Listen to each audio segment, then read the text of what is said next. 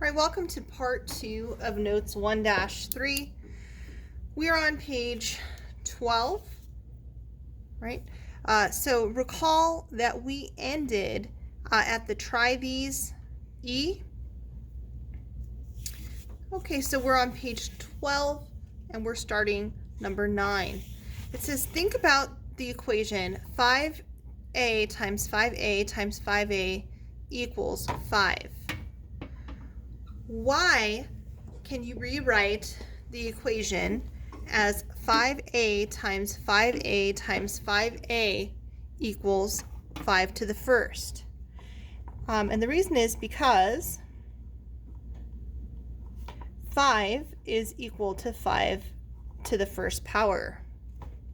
All right, Ellen says that 5a times 5a times 5a equals 5a to the 5 to the a plus a. What property justifies her claim? And this is the product of powers property, which says a to the m times a to the n is equal to a to the m plus n. Okay. So what is the value of a? Explain your reasoning. So what they want is for us to look at these this exponent, right? We know that 5 to the a plus a plus a is equivalent to 5 to the first power, right? This is equal to this. And so we can, since they have the same base, we could just evaluate the exponent. So we have a plus a is equal to 1. And that's 3a is equal to 1. And to solve for a, we would divide both sides by 3. So we'd have a equals 1 over 3.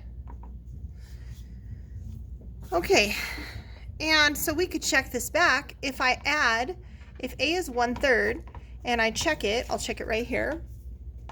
5 to the 1/3 plus 1/3 plus 1/3. Well, 1/3 plus 1/3 plus 1/3 is 3/3. So 5 to the 3/3, which is equal to 5 to the first power.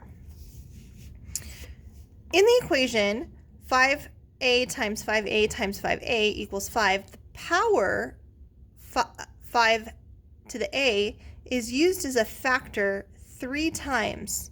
So 5a is the cube root of 5. Based on your answer from above, is there another way to write the cube root of 5? Okay, so remember that a square root means that we have a perfect square. For example, the square root of 9, right? The square root of 9, we can rewrite 9 as 3 to the second power. So this is 3 squared. And then we know that squares and square roots are inverses of one another. And so we would be left with 3. Well, similarly, we have cube roots. So for example, I could have something like 8, and this would be now a cube root. So if they put a little, this is called the index of the root. If they put a little 3 right here, it means they're looking for what number cubed will give you 8. And that number would be 2. 2 times 2 is 4, times 2 is 8. And similarly, cubes and cube roots undo one another, and so this would give me 2. All right, so now it says, so 5a is the cube root of 5. Based on your answers from above, what is another way to write a cube root of 5? So we saw that a cube root, right, is actually a 1/3 power. And so we could write the cube root of 5 is equal to 5 to the 1/3 power. That is the same thing as the cube root. So when we raise something to a fractional power, it's actually because we're rooting it in some way. All right, let's flip it over to the check your understanding for number 10. So I'm going to do these off to the side here. Number 10. We have 4x to the third, y to the -1 squared. And so we're going to use that property that we're going to have 4 to the 1 times 2, x to the 3 times 2, and y to the negative 1 times 2. Remember, this is the power of a power property. The power of a power property says that you multiply your exponents. So this is 4 to the 2nd, x to the 6th, y to the negative 2. And then it does say without negative exponents, and so this negative exponent, this whole factor will drop into the denominator, and so we'll have 4 squared in the numerator, which is 16, x to the 6th in the numerator over y to the 2nd. All right, number 11, 5x over y squared, all to the 3rd power. Again, we're going to apply the power of a power rule. So we're going to distribute or multiply each of these exponents by 3. So we'll have 5 to the 1 times 3, x to the 1 times 3 over y to the 2 times 3. So it's 5 to the 3rd, x to the 3rd over y to the 6th. And 5 to the 3rd is 5 times 5 times 5, which is 125. So this is 125, x to the 3rd over y to the 6th. All right, let's look at the next one. So the next one is number 12, negative 2, a to the 2. Oh, I think I'm going to run out of room here. I'm actually going to move this one over here. So number 12 is negative 2a to the 2nd, b to the negative 2c, and this is all cubed. Then we have 3a, b to the 4th, c to the 5th, and x, y, z to the 0 power. Now remember, anything being raised to the 0 power is just a 1, so we can actually just get rid of that. So that's what I'm going to do. I'm just going to get rid of that. I don't need that. It's a 1. And multiplying by 1 does not change anything. Next, we're going to check to see if we have any power rules going on. We don't here, but we do here. So that means that I'm going to multiply each of these exponents by 3. So I'll have negative 2 to the 3rd. I'll have a to the 2 times 3. B to the negative 2 times 3. And c to the 1 times 3, which is 3. And then I have 3, a, b to the 4th, c to the 5th. Negative 2 to the 3rd power is negative 2 times negative 2 times negative 2, which is negative 8. This would be a to the 6th, b to the negative 6, times c to the 3rd, times 3a to the 1st, b to the 4th, c to the 5th. Now we're going to multiply like we normally would. 8 times 3, which is 24, and it's a negative, so negative 24. I'm going to add my exponents. 6 plus 1 is 7. B to the negative 6 plus 4 is negative 2, and c to the 3 plus 5, which is 8. Now remember, we're adding these exponents because that's the product rule. When we're multiplying, we're going to add the exponents. And then recall that this has a negative exponent, so it must drop into the denominator to become positive. Again, that's the negative power rule. So we have negative 24, a to the 7th, c to the 8th, over, this will drop into the denominator, b to the 2nd power. All right, number 13. I think I'm going to need some more room, so I'm going to come down to the bottom here. So number 13,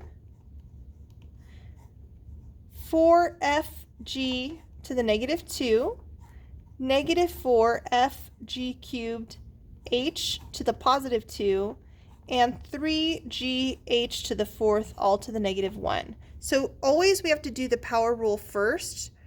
So we're going to multiply these powers inside. These are all first powers by negative 2. So we'll have 4 to the negative 2, f to the negative 2, g to the negative 2 times.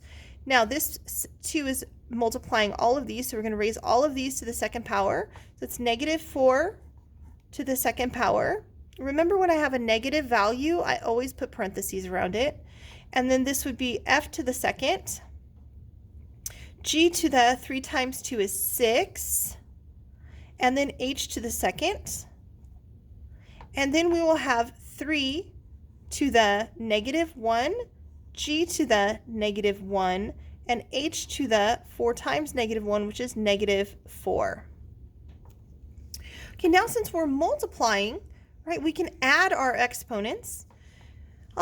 So first, I'm going to go ahead and, I guess I'll go ahead and leave this alone for the moment. I'm just going to leave this 4 to the negative 2. I'm going to add my exponents. So I have f's here, and that's all. So I have f to the negative 2 plus 2. So f to the negative 2 plus 2. And then I have g's. I have a g to the negative 2. I also have a g to the 6th and a g to the negative 1. So this is going to be g to the negative 2 plus 6 minus 1. And then I have this negative 4 squared. Well, negative 4 squared is 16. So this is going to be times 16. And I have an h squared that needs to multiply with this h. So that's h to the 2 minus 4, 2 plus negative 4. And finally, I have this 3 to the negative 1. Okay, simplifying these, this is actually f to the 0 power.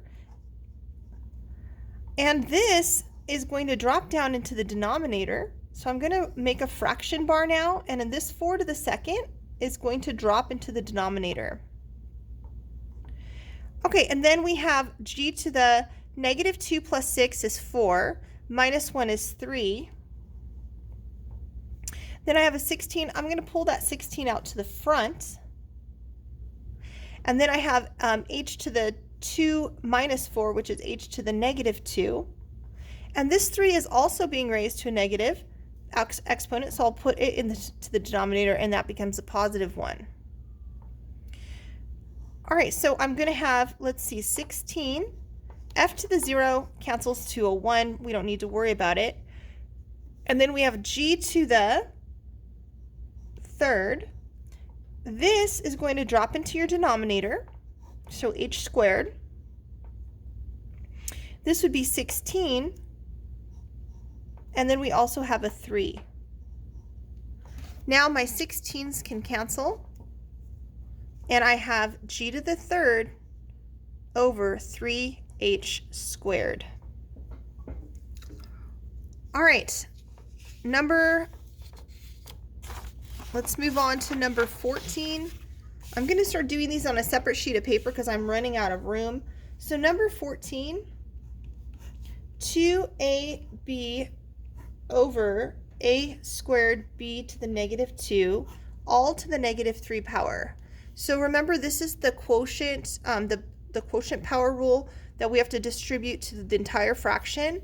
So this is going to be 2 to the 1 times negative 3 is negative 3, a to the 1 times 3, which is negative 3, b to the negative 3, over a to the 2 times 3, a to the 2 times negative 3, negative 6, b to the, well, negative 2 times 3 is positive, negative 2 times negative 3 is positive 6.